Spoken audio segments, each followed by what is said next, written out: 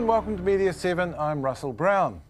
3.5 million of us in New Zealand, 83% of the population, use the internet. Rather fewer have any idea how the thing works. In this week's program, we're looking at the little-known body Internet NZ and its first major public conference, the Auckland-based NetHui.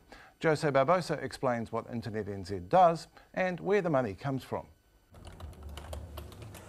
Hello, I'm just putting the finishing touches on my first website. It's a bit of a sideline thing for me.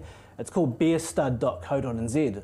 It's about beer and studs. Beerstud.co.nz is a domain name. When credit card-laden members of the public want to visit the site, they'll type that name into their browser. We do this perhaps hundreds of times each day. You've probably got more than a dozen domain names stored in your head. You can do that because names are easy to remember. Computers need numbers though, and every machine connected to the internet has what's called an IP address. So if people want to access the information on beerstud.co.nz, their computer needs to know what IP address has been assigned to beerstud.co.nz. To do so, it needs to access a domain name server. The domain name server, or DNS, is a global network of servers, a huge database accessed billions of times a day. And what the DNS does is translate the domain name into an IP address. Each server will know the IP address assigned to your domain name, or it'll know a server that does. So your computer will always be able to find out which machine to go to. If not for the domain name system, the internet would be really hard to use. Instead of handy names for sites, you'd have to remember the equivalent of a very long phone number for everything, including yourself. We'd probably just give up and start talking to each other. The organisation that manages the New Zealand domain code .nz is Internet NZ. I mean, someone has to make the rules about what names you can register and what happens when there's a dispute about a domain name, and obviously those policies are different in different countries and different TLDs. So primary thing for us is making sure that the rights of the person who register a name are protected. And the policies and the processes that we use to do that are under our control and are a little bit different from every other top-level domain. Every time you register a domain name, you have to pay a fee. And that's how Internet NZ is funded. The wholesale price is published. It's $15 a year plus GST. And of that $15, around about $6 a year is what it costs to run the register, the technical operation, and provide DNS for .nz. About another $3 is what it costs to run Domain Name Commission, which provides regulatory services, policy and dispute resolution. And the last $6 is usually profit basically for the registry, which is then distributed to Internet NZ as the shareholder of the registry. And it's that money that allows Internet NZ to do its advocacy work and support grants and support things like NetHui. One of the functions of Internet NZ is that it advocates for an open and uncapturable internet. What does that mean exactly?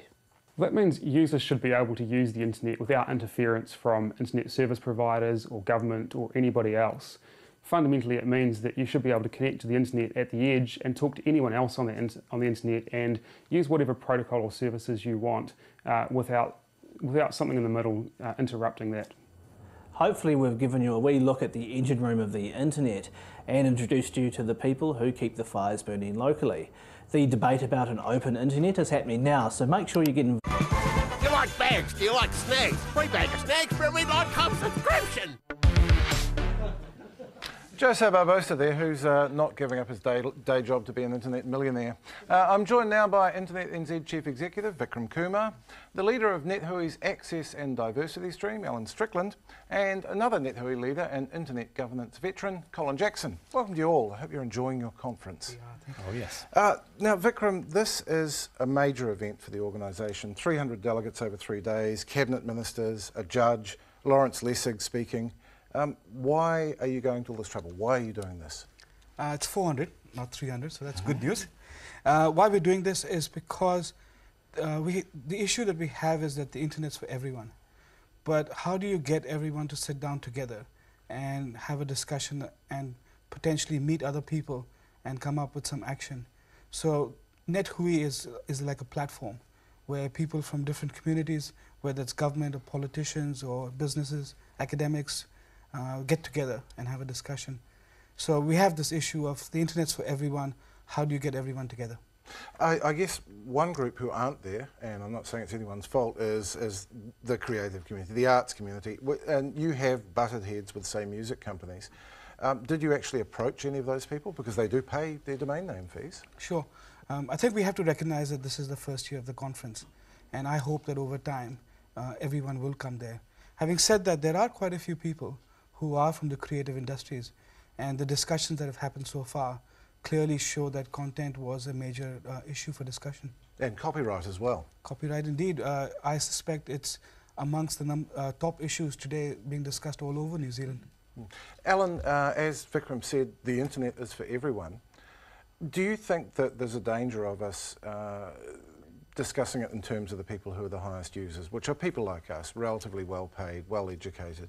Well, I think it's important that we think about the internet being for everyone and that we make an effort to include everyone in those discussions. And I think it's clear that potentially in commercial environments and government, there are people whose jobs it is to think about the internet, and that they're involved in a lot of conversations. And the great thing about NetHui and these sort of multi-stakeholder forums is that they're open to people who it isn't their job, but it impacts them because it impacts everyone. And one of the other ones is the idea of digital literacy, which, to bring those people who aren't using it into the internet using community.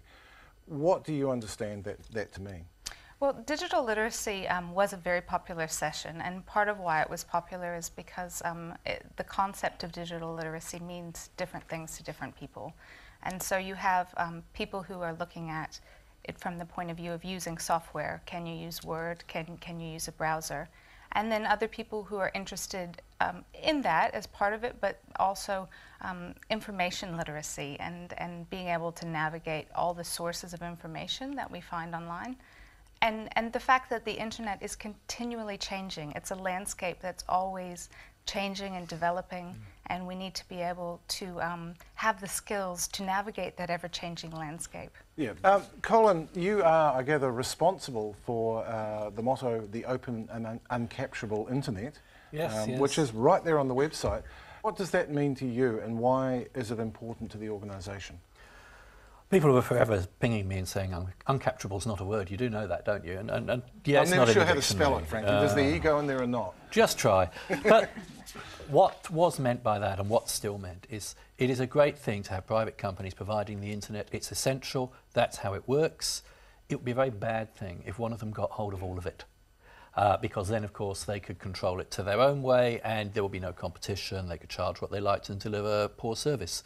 And ultimately, that's what uncapturable is about. So Internet NZ stands and has always stood for making sure the absolute core, the bits that are a core monopoly, if you like running the domain name servers in New Zealand, are run by somebody who's publicly accountable, meaning Internet NZ.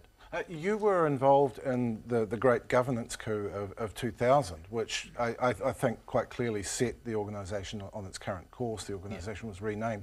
What happened there? It's quite a good war story. There were people like David Farrar involved. It was spectacular at the time, wasn't it? It was spectacular. It was perhaps the most exciting AGM I've ever been to. Now, that bar's probably not very high, I'd have to say. It was quite wild. The organisation had done some things which probably in the fullness of time had proven questionable and was having difficulty in correcting itself from that. And the AGM was effectively a way of members standing up and saying, no, we insist that the organisation change its direction. And that's what you saw over a period of about 3 hours. There was the verbal equivalent of blood on the carpet by the end of the meeting. There were people who were censured and invited to consider their position. There were all kinds of things. But what actually came out of it was an organisation that had set itself not so much a new course, because the open and uncapturable was always there, but perhaps a slightly different way that it was going to achieve that. And I think of this as democracy in action. That's exactly what it happened. Because the organisation was set up in democratic, open principles in the first place, that correction was able to happen. Vikram, is that kind of structure that Colin's talking about typical for organisations who run country domains? Fundamentally, what we have is a separation between the organisation that does the technical bits and the organisation that does the policy bits. And that keeps both of them honest. And that separation is not, wherever in the world that isn't there, we see problems. And so currently, even at the root level by ICANN, the US government is doing a review, and they're beginning to look at the New Zealand model. So we were ahead of our time, but I suspect that we will become more and more of an example that others want to follow. And it's no coincidence then, I guess, that the chairman of ICANN, basically the governing body of the internet, is a New Zealander, Peter Dengate Thrush. Yes, so he's just had his last meeting where they did approve the .everything approach, which means a whole lot of new domain names. But Peter Dengate Thrush has been very well known in international internet governance, and he's just had his last meeting, and I would say he signed off at a high note. Right, well, we'll take a break now and return with more on the New Zealand internet and what .everything actually means.